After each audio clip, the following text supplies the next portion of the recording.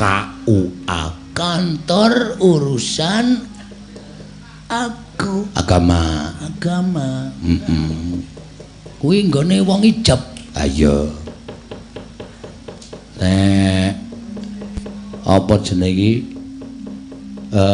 RS rumah sakit RM rumah makan yo saiki yo nanti rumah makan to ora kuwi mung tak bedheki kok yo saiki yo ora dan kowe iki marahi wetenge ting krujuk e ame ngomong ke rumah makane kok makru yo saking dene kuwi weteng po cangkem ayo sak karepku kaya iya ya mung nderek ndedonga ngersane Gusti Truk pengurus pepadi Kabupaten Demak muga-muga tansah pinaringan kuat lahir lan batine mergo iki dalam misi mengembangkan budaya dan melestarikan budaya tanpa ada kucuran dana dari manapun harus berusaha dengan sendirinya mencari dana untuk melestarikan budaya utamanya wayang kulit. Wah pinter bengi dawa ademe ra jamak-jamak wonten ing Kaliangkrik Magelang dusune Prampelan jebul dusun paling dhuwur dhewe nang Gunung Sumbing. Waduh ngantos pinten derajat akeh penabuhku sing wis ora iso ketulung. Maksudnya turune le turu ya ora iso ketulung wis. Nabuh nganti tungdang tang to teng teng teng teng tok tok tok tok. Dadi saka gaman saka kenong iki saka pencune maune pener tungdang tak to nggon benduki pas engko bareng suwe-suwe saya medun teng teng teng terus dadi ning nggon rancakan trek trek trek ngono nek ditoleh kancane terus gane goleki rek. Ayo wis saking ademe mongko yo ngantuk tenan. Sore diguyur hujan. Wah, mewahi gagal. Bengi iki papane ning pendopo. Ya kalau mongso entuk papan apik, kalau mongso entuk papan sing kurang prayoga. Ning jiwa seni menika kedah tetep ruket dateng kewajibanipun papanaken papan menapa kemawon. Dalam keadaan apapun, dalam suhu berapapun tetap siap. Siap sedia menika profesionalisme. Panjenengan latih silat Jawa dadi wijak rada modern sithik no wis angel. Ya ora napa-napa. Ngundang Kang Garing karo Bagong. Neno neno neno neno. Weo. Monggo. Kula nyuwun swantenipun Ibu ingkang Mbak ingkang nomor kali saking mriki. Kok kaya Katno to rupane. Monggo, Mbak. Ya sura sura ore weo totong totong tang tang tang tang tok tok tok.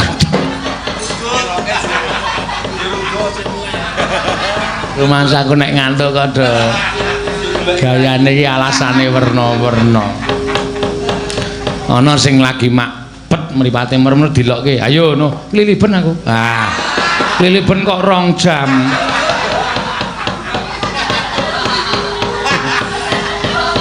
Aneh-aneh wae. Wong dhuwur wae tendone putih kok keliliben. Ya wis werna-werna. Wis ra apa-apa, areng ya abot tenan. Melek abot tenan. Nganti kanca-kanca kula menika dipun westani manusia super dijedi ning Kawah Candra di muka. Bayangan. Nuwun sewu mboten kula kok matur goro mboten. Wiwit awal Agustus nganti dumugi November dari setelah libur lebaran nek mboten klentu menika sesasi menika kadang kula ming prai pindho, prai ping 3, kadang kula ana sing kebak, ana sing prai ngantos sak menika iki ora ganti. Mlabu kula ya niki. Kadang kula wonten sing paring dawuh, Pak Petruk menika gadah grup pinten kok kekuatane tabuhane sing jelas-jelas. Niki mung do golek alem kok. Mung do golek alem. Nek jane umpama ditakoni nu awake remuk tenan. Lah ning gandeng penonton ki do ngematke terus supaya ketok perkasa. Ning kok anggere bubare sok kae waduh iki nek ora tambahi rekoso iki. Nek ora tambahi nggo pijet rekoso iki. Mangga, Mbak. Enak. Ya surah. Ya.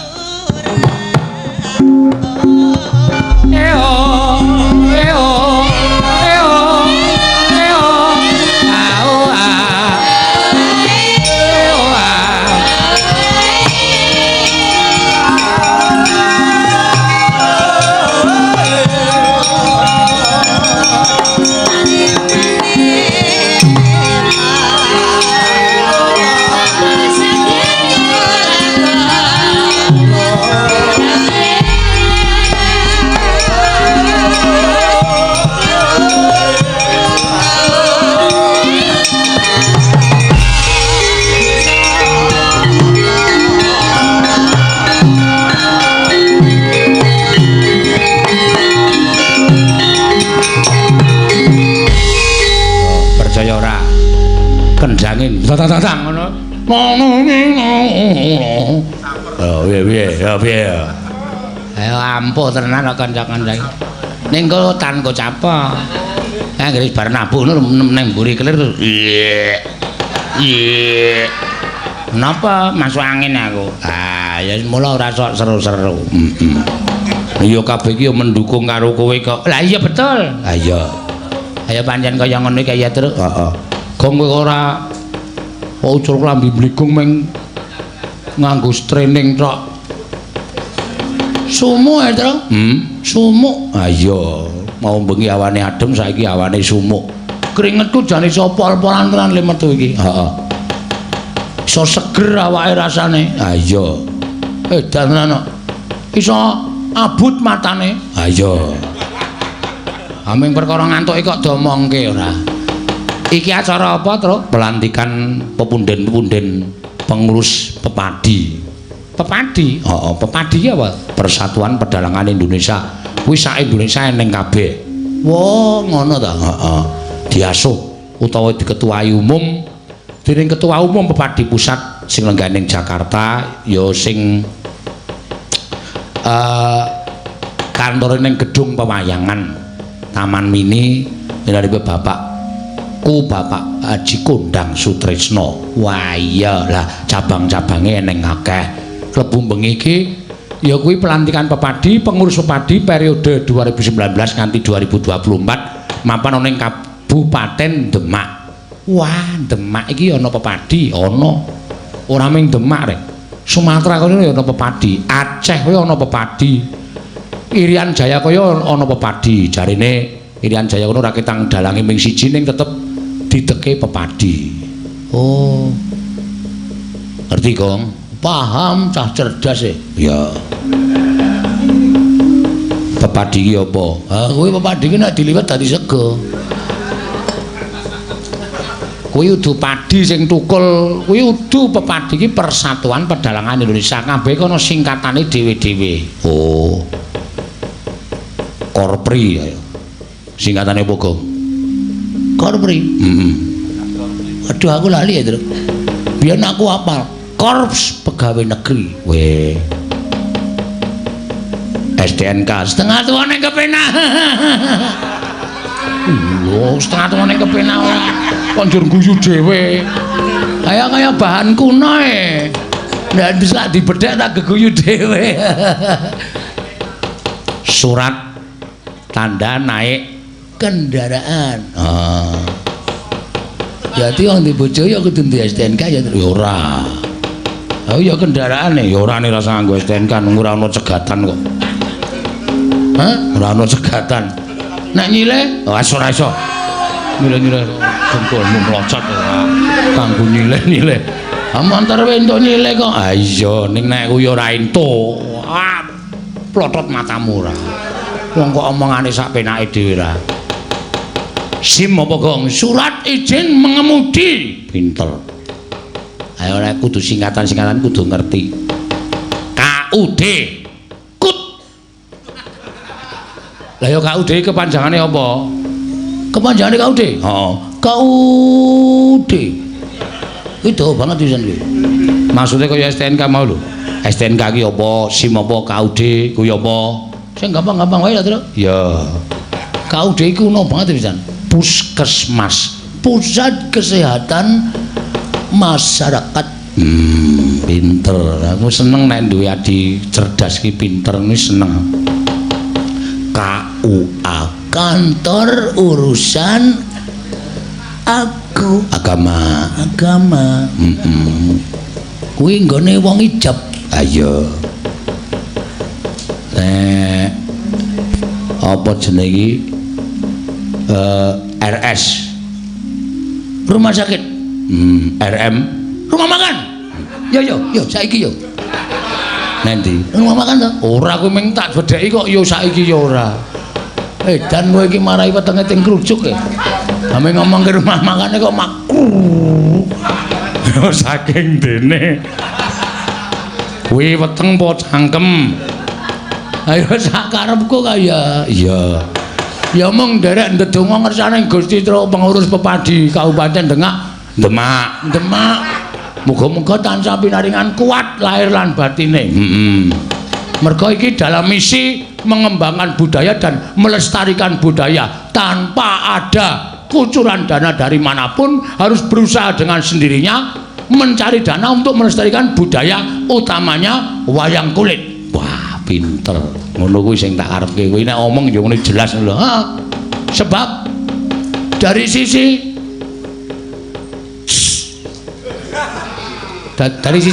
iki lho sisi kuwi sisi umbel. Dari sisi apa kok ndur sisi cret ora? Dari sisi apa jenenge kebaikan. Pepadi kuwi luar biasa, Tru. Ah iya. Aku wis tau ngrasake dadi anggota pepadi sore. Ya pancen bener. Awak dhewe tirimbalan meneh supaya ngaturake suka-suka parisuka. Saiso-iso ya, Tru. Ya iya. Rasa meksa. Heeh. Sindene ana pira, Tru? 8. Waduh, akeh tenan. Nganti nggone ora cukup. Mbok kene jajar aku kene Ora iso. Kowe iki senengane kok njur ngalup. Arep jejer kowe sinden kok jejer dalang. Iki cukup wong telu. Wah. Samping siji ngarep siji. Wah, lek kumayang mempeng, Tru. Heeh. Keprake suarane mesti Keprak kok citotak. Jempolane loro. Ah iya. Ya, 8. Sapa wae? Mbak Prastiwi. Heeh. Sing lagi wae mentas sehat saka gerah vertigo. Wow. Pirang-pirang dina ora mangkati bono lara vertigo. Sinden sing Pojok dhewe kae. oh. Wis rada parah mergo ndelok TV-ne kuwalik. Delok montor jane bane ning dhuwur. Wah iya. Ya ndur tok kon leren Se periksa ning rumah sakit. Ah iya. Saiki wis mari. Heeh. Saiki mau tak takoni piye yo, wis waras to? Wis. Delok montor piye? Ya wis biasa bane nang ngisor. Aja ndasmu sing diwalik aku. Ora gelem. Ayo kurang ajar karo wong tuwa kok ndas-daske ora. Heeh. Nomor loro sapa, Tru? Mbak Anik Blorong. Anik Blorong. Nomor 3 Mbak Ayu Purwalestari. Heeh. Nomor 4 Mungsuhku. Mungsuhku ngelong-ngelongi ditku terus kae. Ya ora apa-apa nek ra ya. Nyatane ya bocah ya ngabekti karo kowe. Ngabekti sok sungkem. Oh. Mbak Tatin Lestari Handayani, sadurunge dadi sinden biyen penari angguk. Oh, ada. Hari mana nanane ding ding ding ding ding terus ngau kacamata terus kang slupan terus mangan kembang. Heeh. Angguk ngono kaya jatirane wedok kabeh. Dari mana datangnya jin dung dung saiki angguk ya wis modern, wis nganggo keyboard. Oh, Lagune wis pamer bojo. wis. Wis angguke wis modern saiki. Ding ding wah, aku bar nanggap lho, Tru. Ah iya. Jos. Aku arep nanggap meneh aku. Oh iya. Sesuk nek prei. Ora apa-apa. Bolot kowe joget tok. Ah iya. Bar joget terus ning pojokan kali kae meneng wae. Nyapeh jarine. Ah iya. Nyape. Ya Mbak Tati jejere kuwi. Sapa asmane Mbak? Sapa ki jenenge? Ha iki aku sing urung tepung e. Iya. Kula Yuli. Sinten? Yuli. Yuli. Nggih. Lahire mesti Juli sampe. Nggih. Nggih tanggal pinten? Mboten entuk nggih niku rahasia. Ora entuk takon tanggale mergo medeni. Heeh. Yuli lahire Juli. Ya. Ana sing jenenge wong wedok jenenge Juniati, lahire genah Juni. Oh. Nek Januariah kuwi lahire Januari. Febrianti kuwi cetha Februari terus. Oh iya, kabeh iki manut karo wulane. Heeh. Nek Marto kuwi genah Maret. Nek Meina Sarasati kuwi genah Mei. Oh iya. Kuwi ana tenan ki Meina Sarasati kuwi. Terus nek Juniati wis Juli. Agustina kuwi Agustus ya. Septembriem ora ana. Kuwi temen wong elek kok. Iya ning ora Septembriem. Septembriem kuwi September.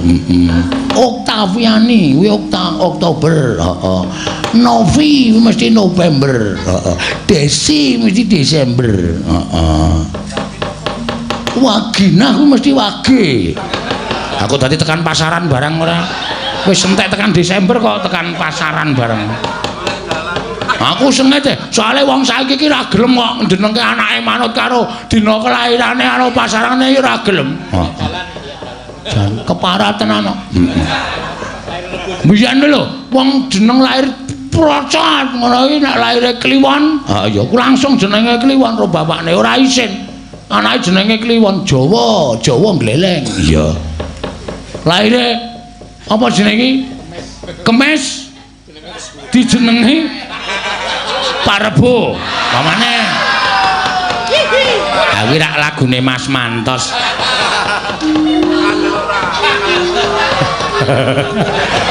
Abeng arep golek dalan tekan kono iki kok ndalak werna-werna gong.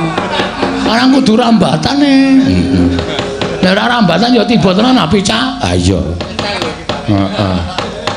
Ya karo sijine kuwi Mbak Tika. Ya. Mbak Tika kuwi laire dina Kamis.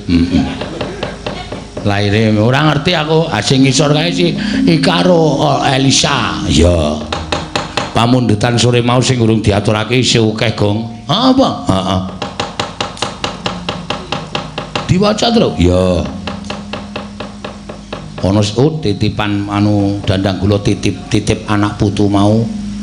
Dandang kula kok medeni. Ha iya. Medeni piye? Titip anak putu kuwi? Heeh.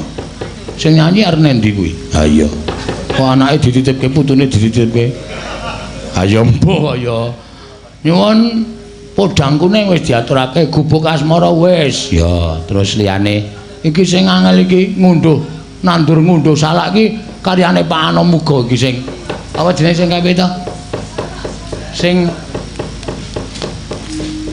nundur ngunduh salak lho. Piye? Ora tau ngunduh salak ya. Nek kentose tau mesti ya. Sing piye, Gong? Alah aku iki tau kelingan ning lali. Sing kaya tur ayo rena wengi ayo sing modele ngono ki lho. Ngidul ngetan ayo taun baru ayo rujadekan ayo kan gandulke ayo yo demak godikan ayo. Aja tak teruske terus Bagong nek ngene iki lambene kotor. Heeh. Aku mengandani areng. Ya iya. Yo diaturake apa sing keparengan nyekar ki ana susulan. Heeh. Kowe sing nembang ki Reng Wahyu Kalaseba. Oh. Saking Iwan Marmer Demak Mbah Gita Reja Budaya. Oh. Mbah Gita ki ndek ketoprak kowe. Lho ora. Jenenge Reja Budaya. Kuwi asmane Mbah Gita Reja Budaya. Wilujeng dalu matur sembah nuwun Kalaseba ayo ditumpake kereta Jawa. Kudu kuwi ya. Kok ngawur banget to? Kuwi kudu Wahyu Kalaseba, bar entuk wahyu terus tumpake kereta Jawa. Tapuk mutar. Angel kuwi lagune nganggo kimi, keyboard kimi. Kibot e. Ya engko diat. Nah, matur sembah nuwun, Pak. Ya pamundutan meneh iki. Wilujeng dalu Pak Dalang kanthi wilujeng slamet saking Pak Harto nyuwun tombo sayah gelang alit bawa dadi-ati Mbak Ayu langsung dicaosi terus ya sing nyekar lho manyuwunan Mbak Ayu ya bawa dadi-ati ya pentas neng jaban rangka ya kudu serius kalau sing tenan kekaremu Mbak Ayu langsung berdiri ke belakang ke muka ayo langsung gegarane wong krami aku dadi kelingan ana sinden tuwa ngeyel sinden tuwa piye dikon nyuwun langgam setya tuhu monggo Bu wis tak omongi pamintaku malah wangsulan wis ngerti padake wong bodho aku wedi to kalah tuwa aku pamintaku wis ngerti padake wong bodho monggo dados gegarane ya salah tenan sapa mbok dene sing ngrebab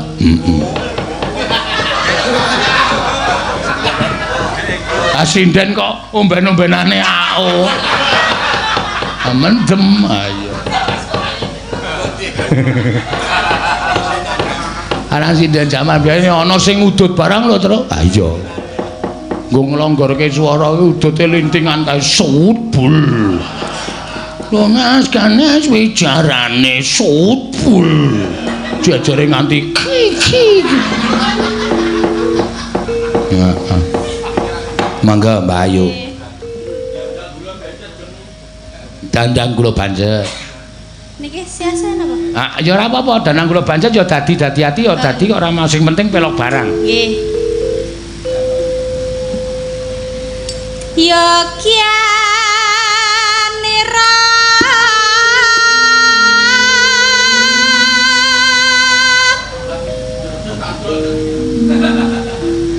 Hah? Ngapa Etin? Kowe ngapa omong ngapa?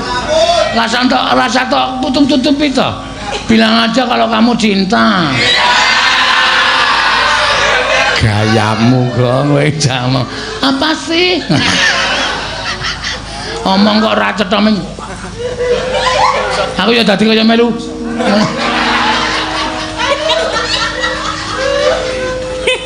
Ya. Embo Dadi ati. Kang para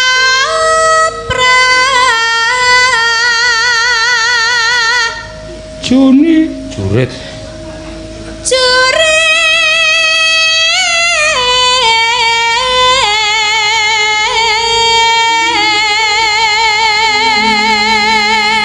Gloyuk lek nggugah Pak Tristianto berhasil. Sudah ditransfer 2 juta. Oh ya. Mbak Ayu nyekar bajing loncat. Karo Mbak Elisa nyekar apa iki? Sik tak tilane. Ya. Mbak Elisa nyekar lho. Mbak Elisa nyekar. Mbak Ayu bajing loncat. Oh iya karang yo tulisannya cilik-cilik. Engko terus dua Mbak Ika Elisa nyekar caping gunung. Mau wis diaturake caping gunung. Liyane caping gunung. Ya wis terserah lah asal capingan. Oh iya wis. bagi 2 niku. Bagi 2. Oh, kula sak yuta. Weh iki nek ra digenahke tekor aku. Lah wong Iki lho isi ana tulisane iki lho. Oh, Elisa 500, Wayu 500. Gitu. Pak Bagong 1 juta. Kok akeh? Ayo akeh ya mangsane. Aku kan piro 100. Amah.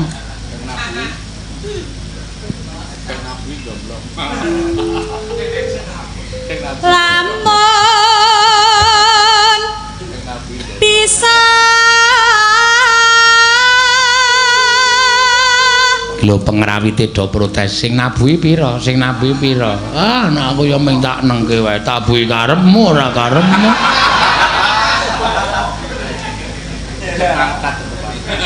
Sami anulada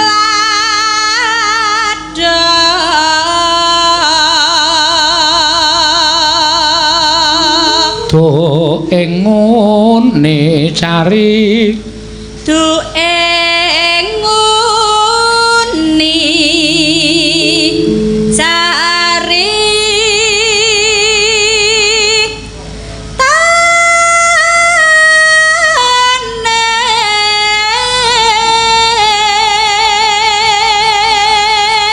Edian transferan meneh tro. Walah elok kowe kok masuk terus. Heeh iki dan wah sudah saya transfer. Mbak Tatin, bu kok nominalnya ora ditulis iki? Oh iya. Kalih bonus. Oh Tatin entuk bonus. Apa? Hinep di Polsek 2 hari. Apakmu kapan kowe? Ternyata kewan-kewan midone wae. Aku muni ngono mau mataku disamber kewane. Ora trima. Ya ra apa.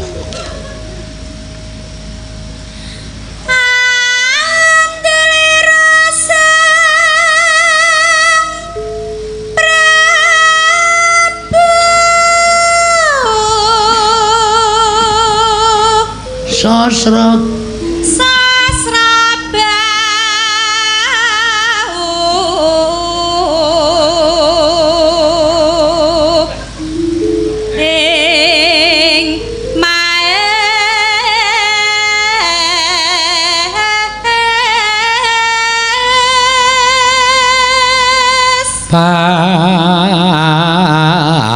pati yo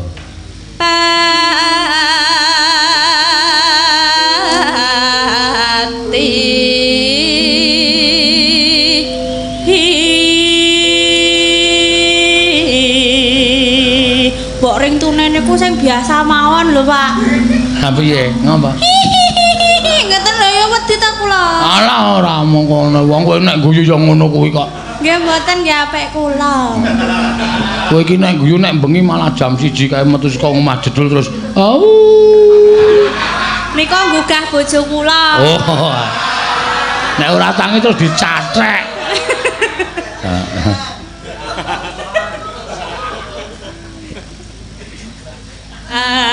Aran patih su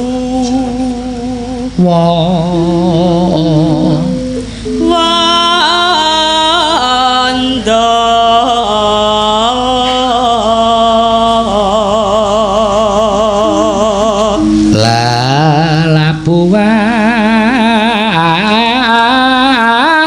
lalapuan wah lala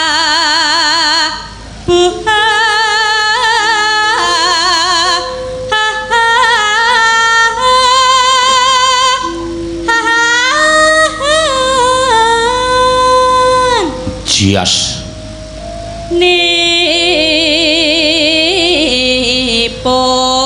nipun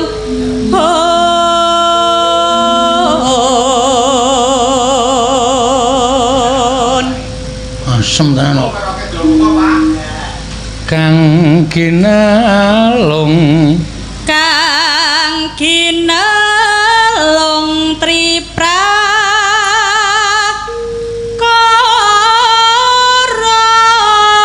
karaguna kaya kaya burune kang purun ingkang den tepi pripun Pak ajeng nyawer napa Pak nuhane nuhani trahu tama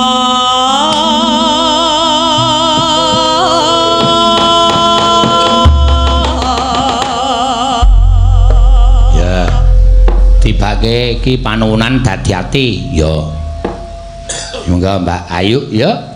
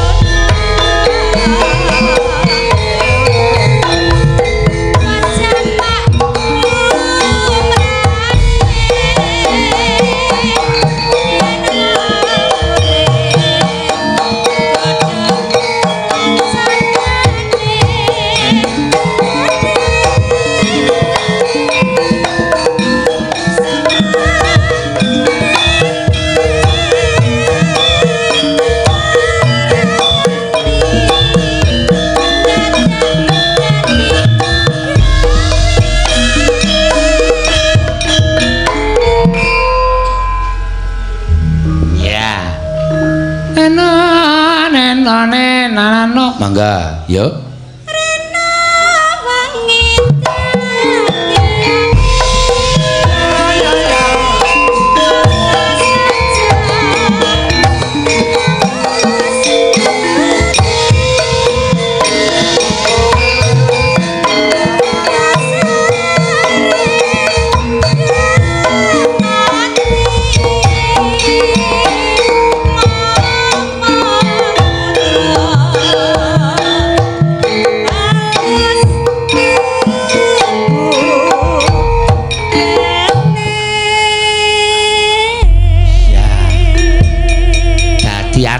Ya wis diaturake ya rek saka Mbak Ayu iki mau pamundutan sing diliwatake saka mburi kelir ya panjenengane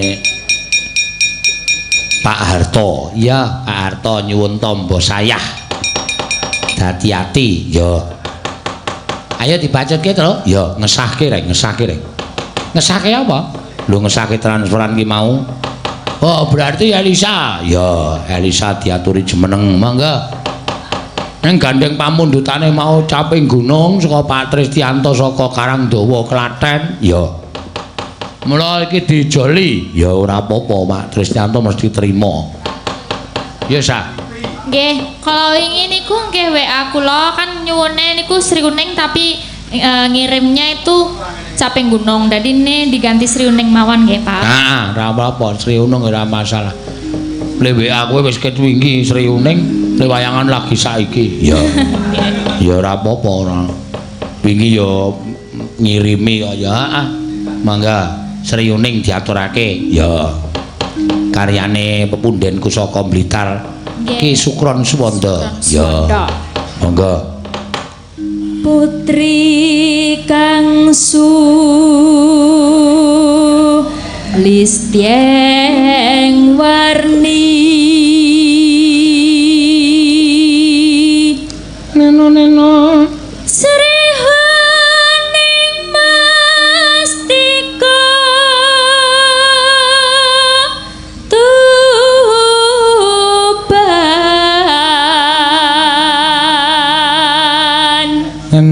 neno putra Kanjeng Sira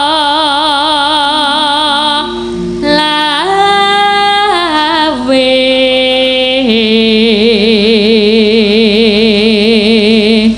lelo tak prangkung pacena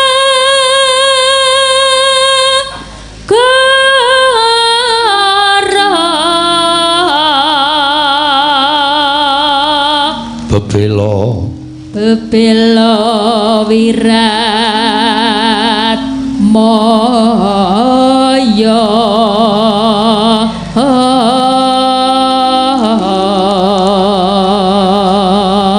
tan wurung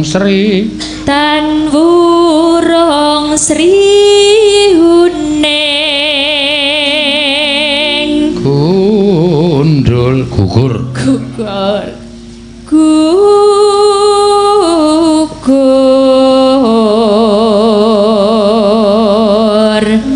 dadi mustikane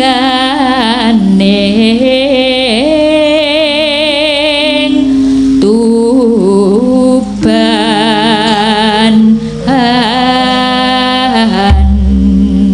ya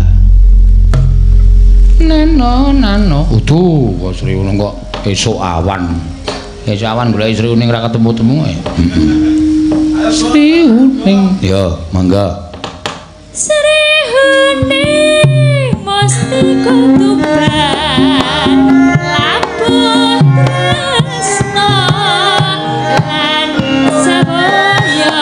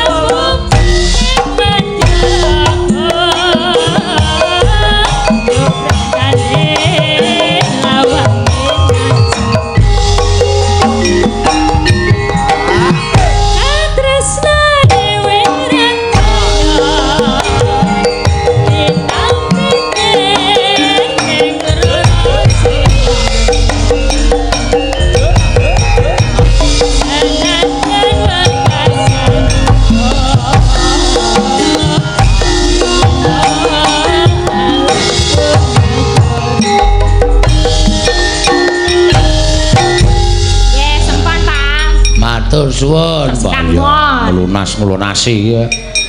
Mbak Elisa Sriuning. Heeh. Mustika Tuban saka Pak Tristianto. Ya, pancen bener. Ayo Gentiar iki nek ora tok oyak wektune iki wektune banter banget le mlayu kok. Balapane. Ha iya.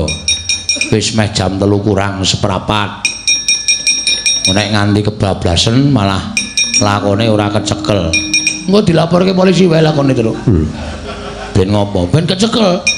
Dilaporke polisi wong lakon kok dilaporke polisi ora. Ajare ora kecekel. Dilaporke polisi ciri-cirine piye sik lakon ki mau? Engko cekel polisi wis kapok. Ya dibacutke. Kepareng ngaturke sapa? Iki ya Mbak Isik, Mbak Tika. Ya iki sing mepet awake dhewe iki. Heeh. Ya Mbak.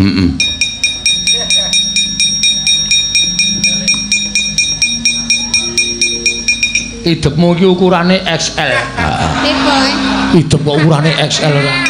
Ya masaku ket mau tak amatke anggere kedhep kok kaya apik banget mak ceplik. Aku nek kena angin ra iso. Heeh. Iki mendet sapu teng omah nika lho tak sambung. Pripun? Mendet sapu sing teng omah sing sok diganyam nyapu. Oh, ayo hidup kok saka sapu. Ayo. Mbok nek nggon aku pirang-pirang nek ming rambut we. Milih sing kriting aman. Biasa ayo. Men ngaturke apa tetembangan kanggo apa jenenge nutup suasana gara-gara. Ya Mbak, ngaturke apa? Ya. Ora ngarani gong. Ora. Ndak bingung kok nek aku ngarani. Aku nek ngarani gending ki angel-angel. Ya. Ingkang gumiak napa ingkang alus niku? Kang gumiak. Heeh. Sing alus ora. Ya yaene kok alus-alusan. Sing gumiak ya. Ngaturke apa? Diaturi tembang kangen kemawon. Diaturi tembang kangen. Ya, tembang kangen. Dibawani Mbak. Ya, ki piyai saka Bedana. Oh, Ambarawa. Kutha sing paling tuwa ngendi? Mbah Rawa. Mbah wis Kang. Apa? Ya jajal-jajal terus. Pripun? Mboten napa-napa. Ya dibawani sik. Mangga. Wah jan. Kangenku tanpa upama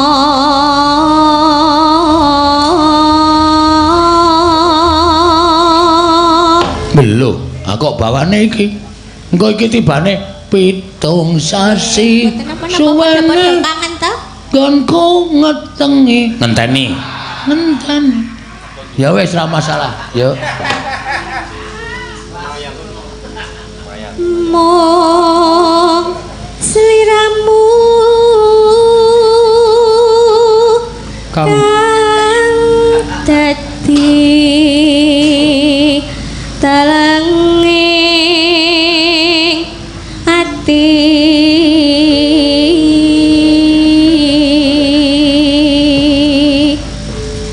wis suwe awas lawas wis lawas. Anggonku nunggu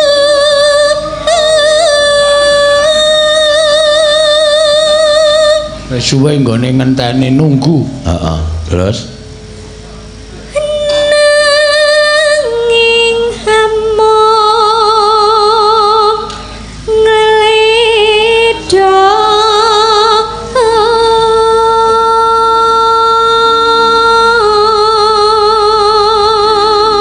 lho iki cakepan apa kok ana ngleletong barang. Ngleledhok apa kupingmu nang mbok diresiki Kang. Arep tak tanduri. Oh ya wis. tanduri napa? Kuping kok arep ditanduri. Tanduri mbako. Atene mekrok. Jenengan lak seneng sing mekrok to. Ora cari gara-gara lho Iki wis wancine gara-gara kok cari gara-gara. Kalau wingi sias kalih ibuke niku. Sendi? Anu kondur saking nika tarakan kok. Ah piye? Bu nyong arak ngoten sias napa mboten? Ora sida. Aku bali bojoku wis lunga edianan. Ki pasange tak tendang.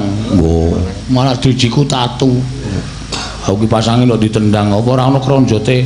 Oh iki pasangan itu kowe bekas kok, Truk. Ora ya wong ra mampu kok. Ya wis lah apa-apa. Lingono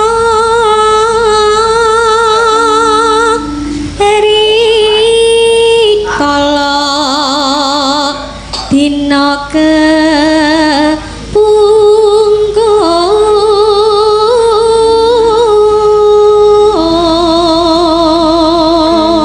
Ngelingono dina kepungkur. Sliramu nate ngandika. Napa? Tak kira nek sliramu nate ngentut ngendika. Aku lino nek niku. Tresna lair terusing. Tresna lahir terusing.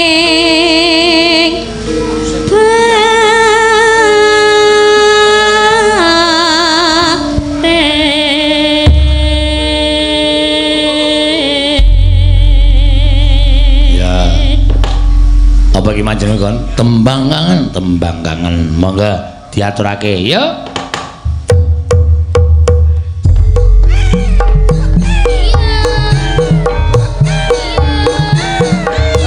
Gedruk.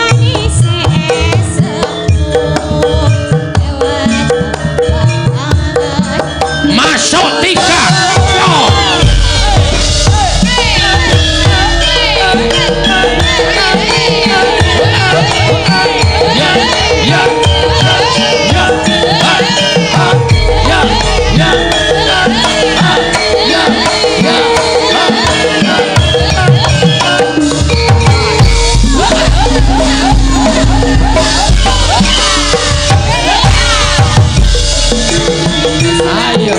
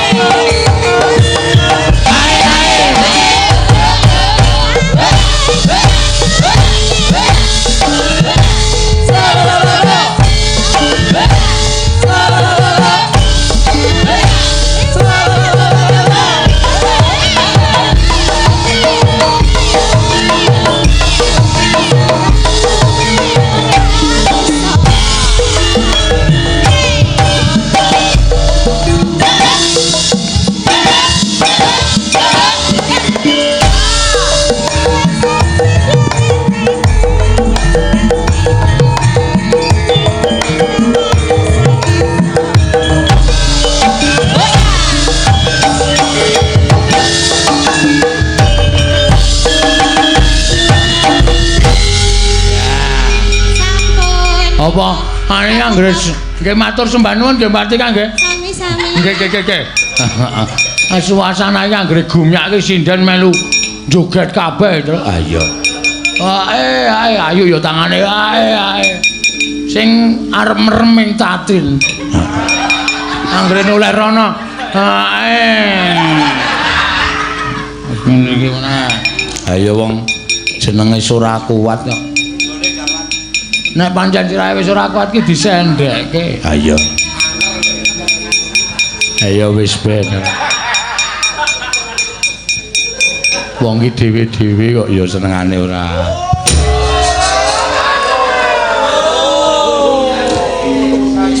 Sing akondo. Hu a ngono sapa? Sing akondo tung jos ngono sapa? Andane wong gerangan kok nembang ki ra ana to. Gareng ki wis tumur 50 munggah. Nembang ya ulur kambang, kutut manggung, sintom parisana. Apa, Pak? Sintom parisana. Sinom parijata. Ah, kuwi mau. Ha kok gegak. Kowe iki ya wis wong gerang. Nembang sing apik iso to? Aku tetek. Hae gundulmu atos. Ngapunten, Pak. Iki tunggal dene. Hae. Malah kaya dikon. Gereja mencok tanggul angger dujo mesti kaun. Tembok dengan celone muni kapok njaluk meneh. Sapa ngece iki?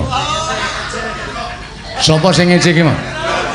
Kudu aku, Petro, ngawur, Bagong. Udu ndek, Pak. Udu aku yakin sumpah, Pak. Aku ngabukti karo Bapak. Aku sayang karo Bapak. Aku ora mungkin ngece karo Bapak. Sing sok ngece matane plerak-plerak gareng. Mataku pancen kira. Plerak-plerak wong telu do uncal-uncalan. Gereja mencok tanggul angger dujo mesti kaul. Tembak ning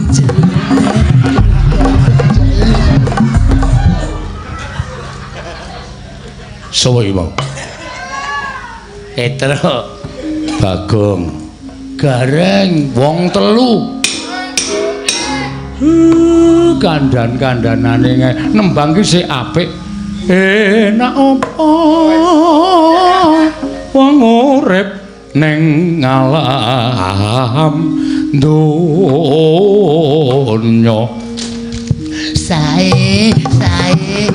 sae dadose dua lolo wis kangelan dipaitu yo la yo mir sapa Munimir mau sapa Munimir mau sapa udu aku ya Pak Petro sapa udu aku Bagong sapa udu aku Pak sapa Semar lah wong papat modar ora we silas disembah anak bojo dikamplengi Bagong karo bapakne kok wani man semangkean ora ayo Reneo gigit tugel gulumu war digigit tugel gulumu ora ayo damai ngono kene ya jiri ora senengane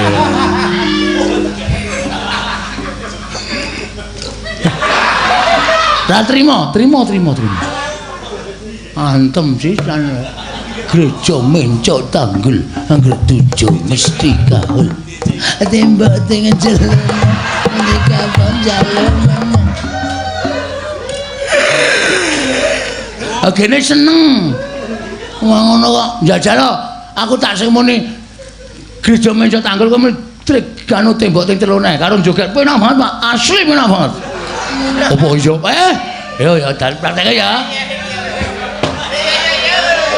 gereja mencok tanggul angger 7 mesti kaul ayo apa gek goyang piye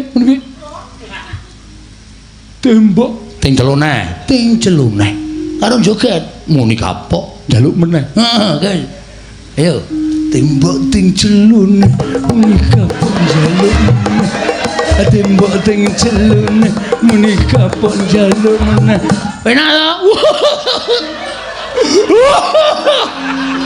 wah Semar wah pancen kowe anak sing tenan iso gawe bombonge wong tuwa iso gawe bungae wong tuwa tiba padha-padha konjur dilumake ora damar mancung cinopet oh Bagong ora sing ngolo dibuang sing becik digolek ayo sowan neng negara Pring Cendani Urataya kowe nggone sapa ya Mir Pring Cendani nggone sapa ya kowe nek omong nganggo aturan kowe tapok ya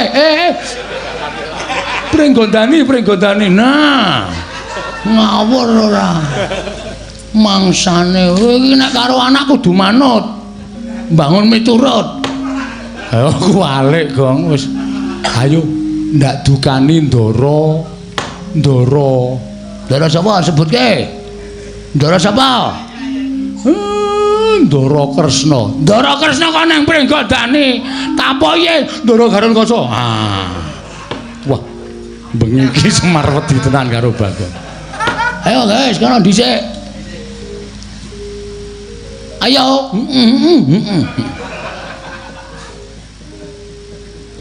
datang orang-orang ngapa? Kecoes engko. Ya Trak ya? Ya. Wis tentrem. Ya. Sangu gending apa, Gong? Manut. Sing kepenak wae yo. Janeng yaning talaka kadi langit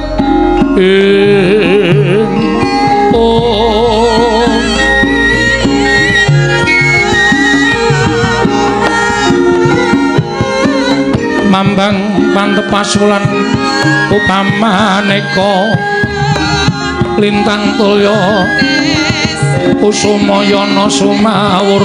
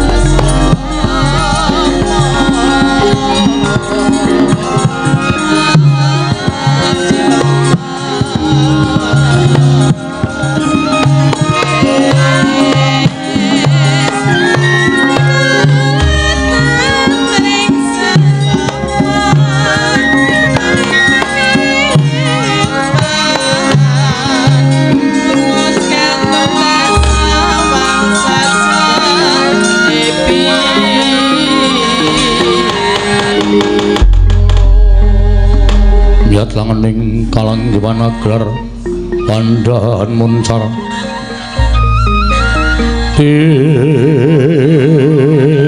non lir kekonang surem sorote tan padang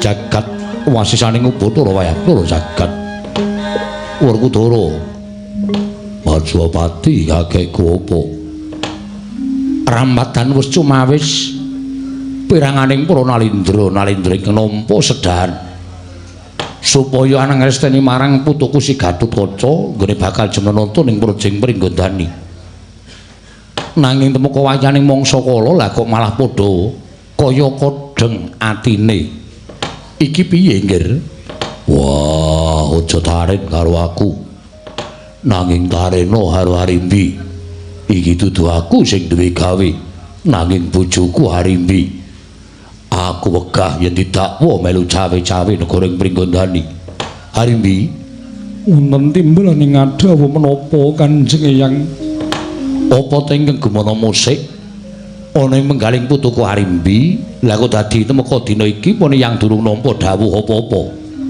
monggo pone yang kajibah supaya misuda kelawan putuku si Gatotkaca estunipun namung kantun ngentosi dhateng sowanipun kadang kula pun Braja Musti anggenipun kula utus supaya mboyongi dhateng sowanipun kadang kula pun Braja Denta jernyatanipun sampun pantok pepunton ning pirembagan menawi anak kula Gatotkaca ingkang jumenenata wonten ing Pringgondani Braja Denta ingkang badhe minangka dados rangka wonten ing Projing Pringgondani Kanjeng Eyang ngono to inggih kasinggihan mekaten lha iki terus kepiye monggo nyatane wis akeh para nalindra padha kepengin nekseni jenenge si Gatotkaca nanging nganti wayane mangsa kala temeka Titi Wanci Braja Denta lan Braja Musti adimu durung katon sowan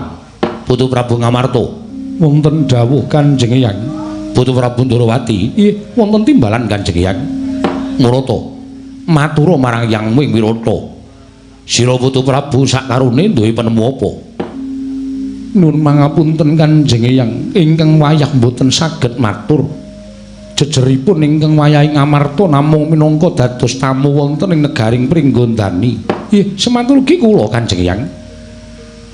Wonten ing nawala sedahan sampun serat bilih ingkang wayah Indrawati uga namung kinarya anak seni dhateng jumenenganipun si Gatotkaca. Mila menawi paduka Kanjeng Eyang tumunten nyuwun aturipun ingkang wayah Indrawati maripaksa kula mboten saged munjuk atur. Nggih, lha dalah Harimbi wonten timbalaning adawa bebasan kabeh tanggungan lumadining wisudan iki eneng pundhaking putuku si Harimbi mula kang sangka kuwi sira putuku Harimbi kang wajib netepake marang wisudan iki menawi tetira mekaten gending sampun dangu anggenipun angrantu dhateng sowanipun kadang kula kekalih ewadene dereng wonten katrangan Kanjeng Eyang menapa sakmangke mboten langkung prayogi menawi paduka Kanjeng Eyang tumunten nami suda dhateng anak kula pun Gatotkaca. Yen bab kuwi gampang nanging yen ana muga-muganing kadangmu sakarone iki mengko apa ora jeneng kriwikan dadi grojogan geguyut dadi tangisan. Menawi tetela wonten muga-muganipun kadang kula kekalih menika dados tanggel jawabipun pun arimbi Kanjeng Eyang. Miat langeneng kalangguan aglar pandan moncar tinon ler kekonang surem sorot etan padang kasoran pacaring purnameng gekono dasari mongso katiga. Lah yen kaya mengkono tegese sira ingkang dadi tanggung jawab sarta duwe tanggung jawab babagan lumadining wisudan iki. Nggih kasinggihan mekaten. Gatotkaca wonten timbalan dawuh Kanjeng Eyang. Mara majiwa kene kuluk ndak paringi dawuh ingkang terwaca nggih putuku Gatotkaca. Rikata tiyang Gatotkaca kinon mapak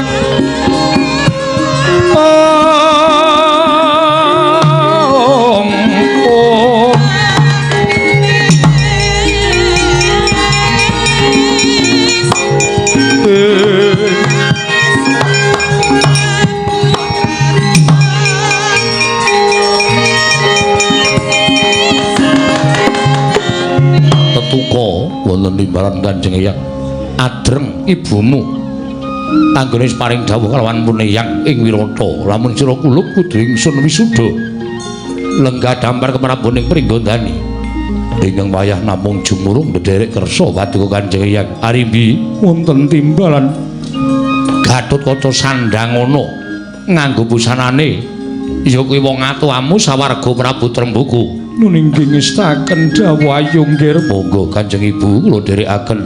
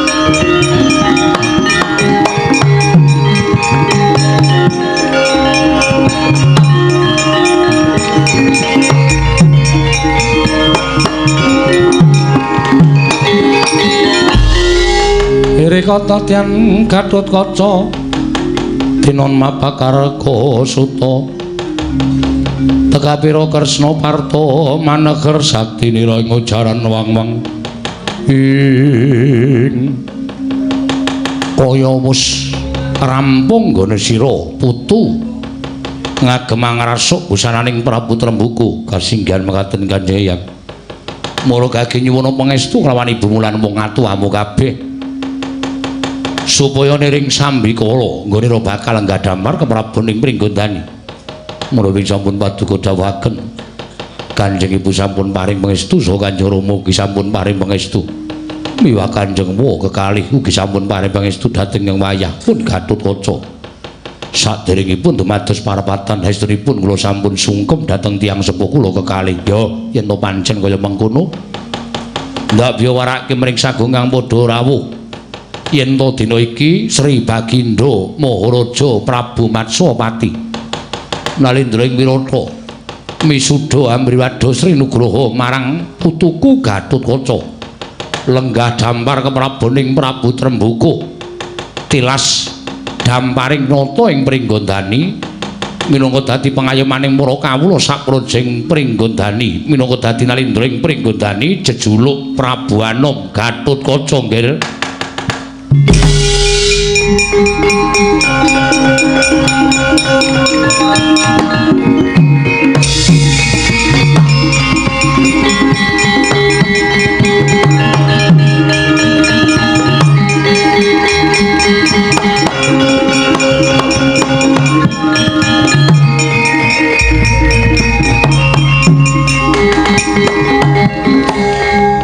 Tata Tyan Gatotkaca tinon mapak Karkasuta tekapira Kresna Parta maneher ing putu wonten timbalan gandeng wis kelakon lan kabeh para narindra ingkang padha anekseni padha surak mawurahan manengker gumuruk. Mula dina iki Putu Prabu aja kendhat tansah gatekake mring sagung para kawula dasi. Elinga lamun Nalindra kuwi ingkang nyekel kendho kencenging pernatan amis bacining negara kuwi ning pundhaking Nalindra. Aja tansah bidak-bidak antraning para kawula ingkang padha mapan ana ing kutha Goro lan mapan ana ing Karang Pratisan. Beri ngestaken dawuh. Kulup atmajaku Gatotkaca. Gandeng sira kulup wis mukti ngawibawa Nyakrawati mbau denda ning praja ing Ndhuwuring Gondani. Nanging tetepa lamun sira minangka dadi satriyaning praja Ngamarta aja kendhat sarta aja lirwa kelawan kewajibanira nggih. Beri ngestaken dawuh Kanjeng Wa. Gatotkaca wonten timbalan. Ana tembung dana siasat sama beda dana denda lire. Nalindra kuwi ora kena mbau marang kapine. Nadyan to sanak kadang kulit daging mitra kawruh tangga teparo sarta sedulurmu dhewe yen to keluputan tumraping negara paringana pidana ingkang sakmurwat.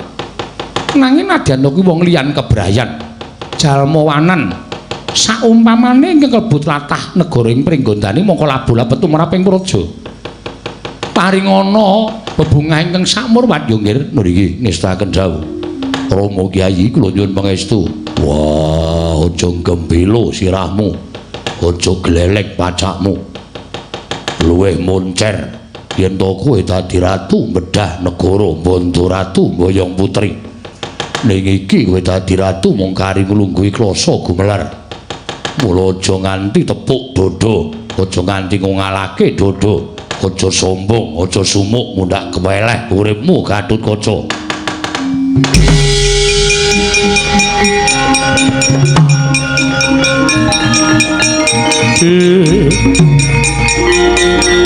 Nuwun.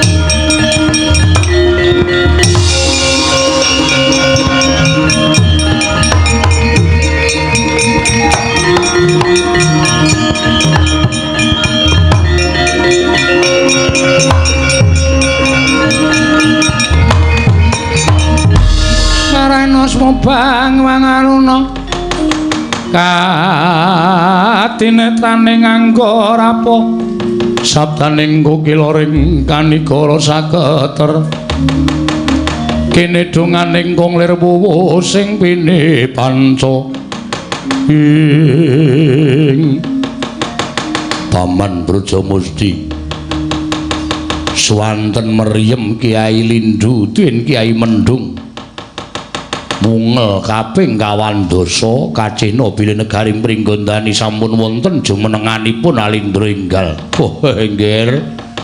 Kula nderek mangayu bagya lan kula tansah nyengkuyung adekipun anggir Gatotkaca. Matur nuwun Paman Brajamusti. Namung andadosna ing kawuningan jebul res ngendikanipun para sepuh ingkang sami nyebataken menawi kanugrahanipun sampun dipun gayuh. Pacuban tertentu badhe cumepak kados ingkang paduka lampahi. Sowan kula ngersanipun ingkang Paman Brajadenta mboten angsal damel krana ingkang Paman ketingal sampun badhe merang kampuh mboten ngakoni adekipun anggir Gatotkaca wonten negaring Pringgondani. Kakang Mbok malah Kakang Brajadenta nguwuh-uwuh nglepataken dhateng Kakang Mbok Arimbi anggenipun badhe inggih menika mulyakaken dhateng putra panjenengan namung nyengsarakaken dhateng sederek braja. Sampun boten kirang-kirang anggen kula ngemutaken parandene sampun wegah nampa warah nampik pitutur becik. Dinten sakmangke rayi panjenengan Kakang Brajadenta dados kraman wonten negaring Pringgondani Kakang Bu.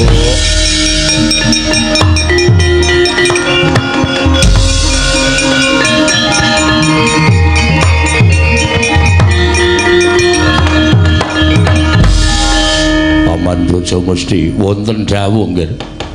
Kanjeng Ibu Murina penggali merga nampa ature Paman Brajamusti awat-awatono Kanjeng Ibu nyuwun pamit nggih.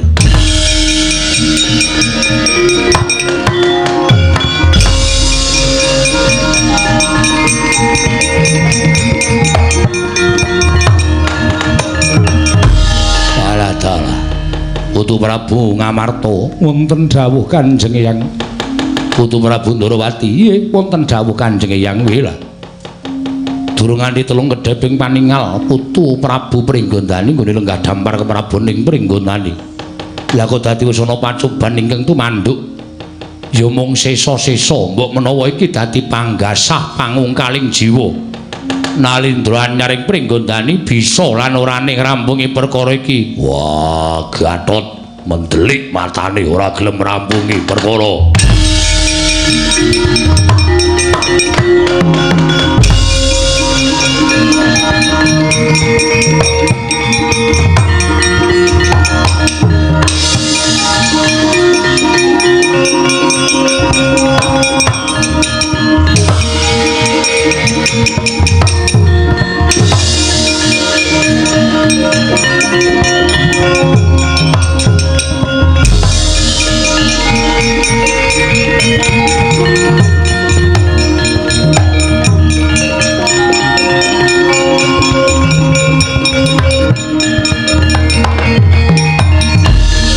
Gunjang kancing langit kelap-lapaton lerkin sanging risang mawe gandrung ora nyono babar pisan Brajadenta eman temen ing atase kowe jiwa satriya lah kok kowe nerak sarta nerajeng marang sumpahmu dhewe ora ana gunane nggonmu matur marang ngarepe Arimbi angrep padha nalika sedaning Kakang Arimba tinemune kowe ndilat kelawan idu ingkang wis mbok kecohake kowe aja mbebeda karo bayi wingi sore ayu yen pancen kowe ora trima Gatotkaca dadi ratu mungsuhe Arimbi dudu sapa-sapa.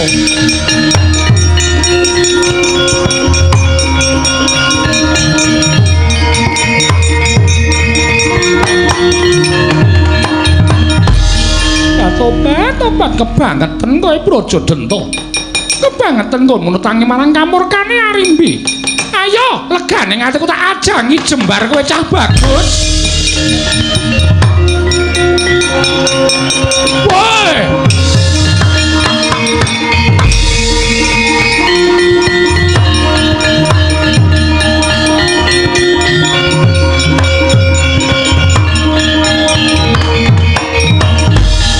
Putra Pandhawa tata Katiwisraya Indriyaksasara Maruta Pawana Bana Margana Kakang Mbok aku ngaturake sembah pangabekti iki kunjuk ora sandang ngaturake sembah karo aku sembahmu mengko ambu abang-abang lambe sembahmu ora lahir batin kowe Brajadenta apa dikira aku ora ngerti marang gedhoamu apa dikira aku ora ngerti marang lorakmu Cetha Brajamusti kok matur kalawan aku yen to kowe bakal njudak lenggahe anakku si Gatotkaca.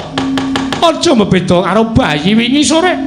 Ayo nek pancen kowe ora trima mbakyumu wae sirnakno. Kakang Mbok. Sayektine apa iki tak tindakake iki mung kepengin jejegake barang sing bingkok. Kakang Mbok ora wenang tumraping negara ing Pringgondani. Kula sampeyan aja pisan-pisan njenengake Gatotkaca.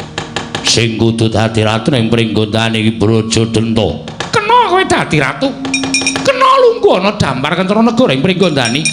Nanging langka ana dhisik batange Arimbi. Kowe ngejak apa Kakang Mbok? Iki merganing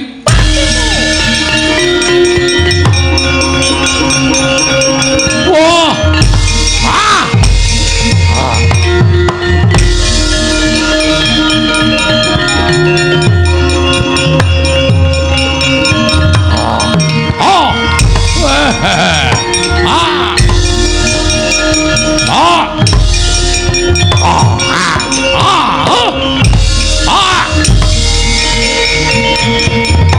Ayo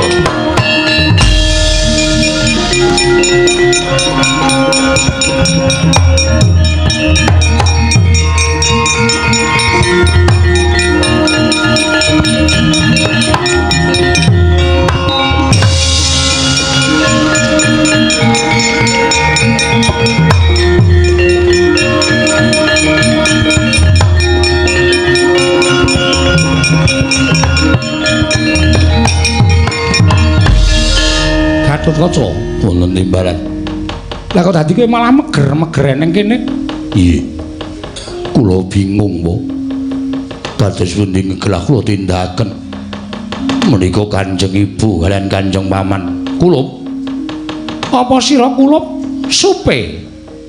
Lali kelawan pangandikaning wakmu ing Darawati. Ngenggonana tembung sama bidadana denda, lire aja mbau kapine. Pancen kala mangsa dadi ratu iki kudu dipentokke karo lakon ingkang padha-padha abote. Nanging kudu eling. Sing salah tetep kudu salah, sing bener kudu tetep belani nggih.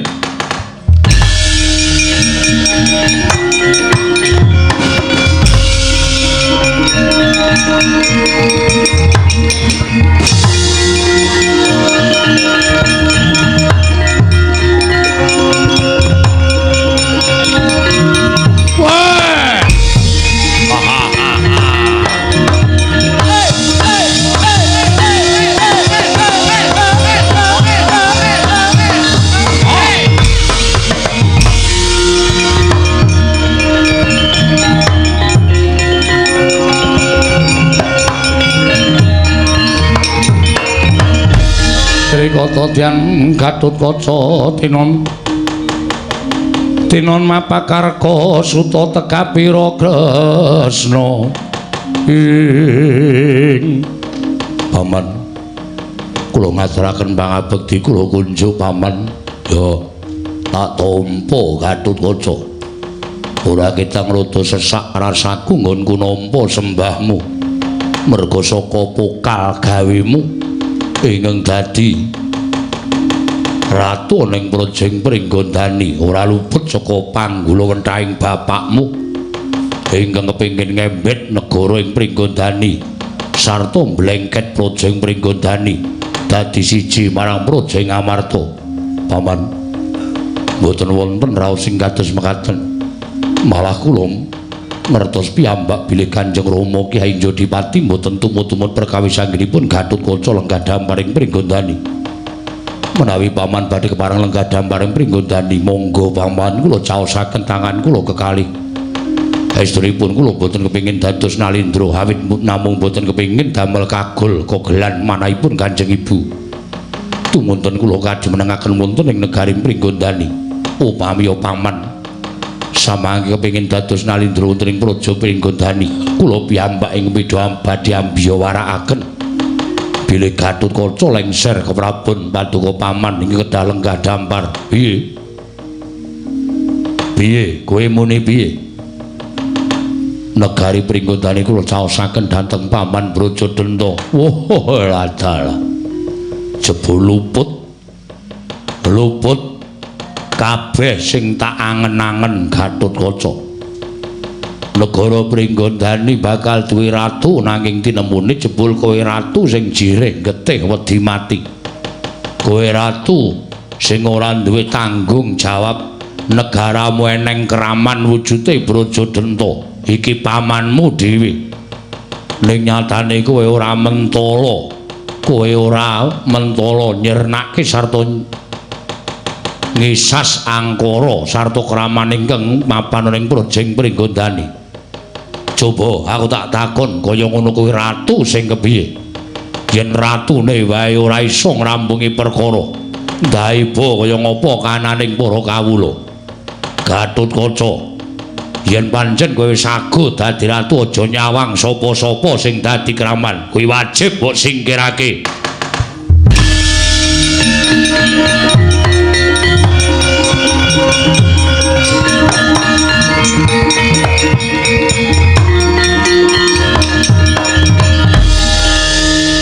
Brajadenda, yen pancen Paman wis ora kena dikandhani nyuwun pangapura, yen to aku kudu ngrangket Paman Brajadenda tak ajokake nang Pradata Adil.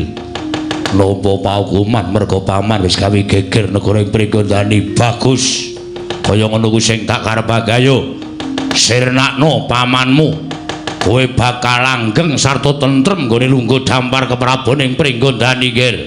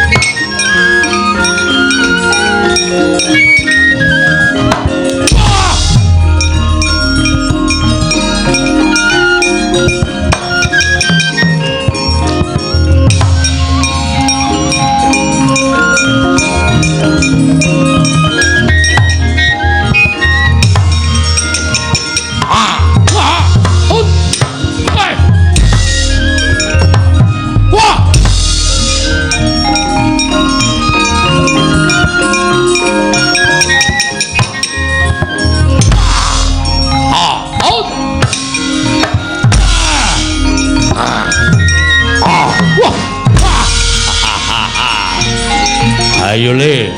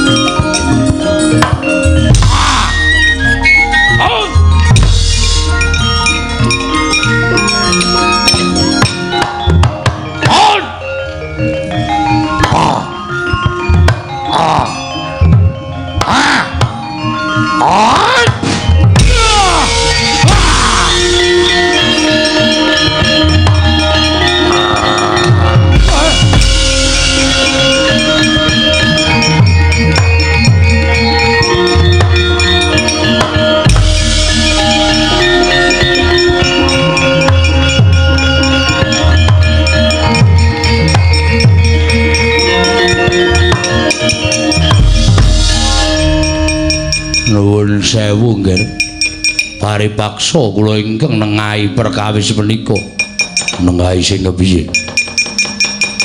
Menawi dipun taker kula mboten badhe ngilani dhateng kasektenipun Anggir Gatotkaca.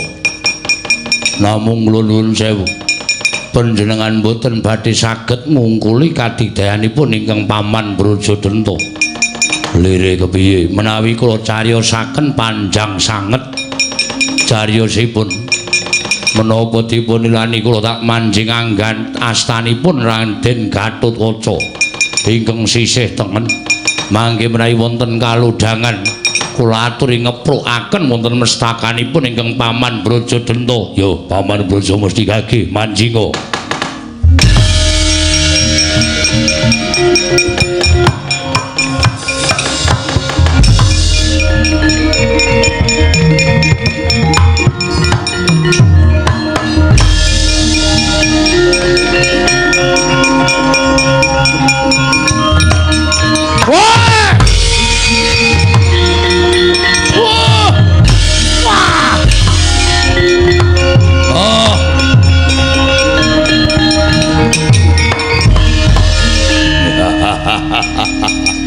Apa mbok anggap yen to kowe iso nyikep sirahku kowe bakal menang. Ayo Gatotkaca wateken aji jaya kawijayanmu matna sastra jendramu kowe iso gawe patine pamanmu.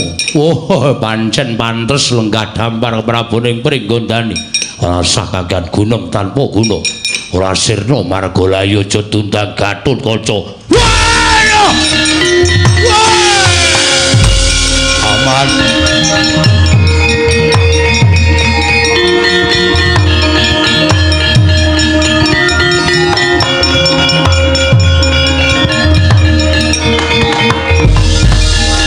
Serem-serem Tiwangkara kinggen ler manguswa kang layon donya ilang kang memanise wadananira layu kumel kucem ranyo maratani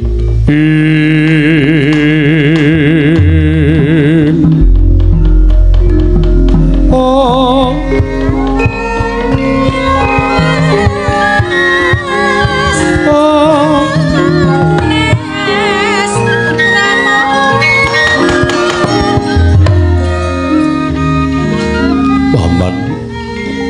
boten kinten babar pisan bilih Paman Braja mesti negakaken dhateng Hyang Putra. Paman Brajadanta lan Paman Braja mesti seda sampyuh.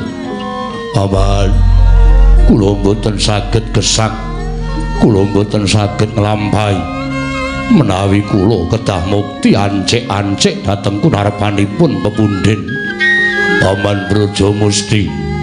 Kula nderek panjenengan Paman.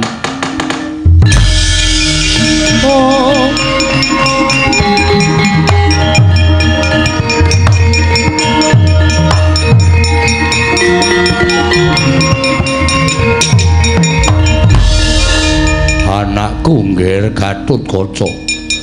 Aja kaget, pancen iki wis pinesti kudu ngene lakone.